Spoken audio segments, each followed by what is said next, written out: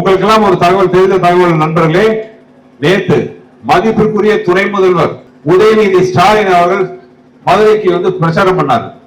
மதுரையில் இருக்கிற எல்லா தொகுதியும் பிரச்சாரம் பண்ணாரு. மதுரை மத்திய தொகுதியில மட்டும் பிரச்சாரம் பண்ணவே வரல. இதுதான் இந்த தொகுதி எம்எல்ஏவின் செல்வாக்கு.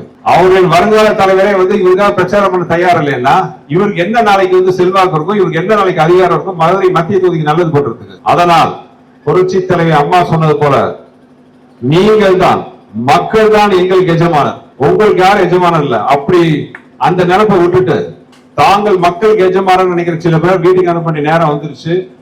அதை பண்ணக்கூடிய சக்தி, மாபெரும் சக்தி, மக்கள் சக்தி, மகேசன் சக்தின்னு சொல்ற மாதிரி உங்க கையில இருக்கு. வர 23ஆம் தேதி தேர்தல்ல உங்களுடைய கோபத்தை 10 வருடம் ஒரு நல்ல காரியம், ஒரு நல்ல திட்டத்தையும் நல்ல காரியம் பண்ணாம ஒரு பதவியில் இருக்கிற ஒருத்தருக்கு எதிரான உங்க கோபத்தை உங்க ஒத்த வரல காட்டுங்க.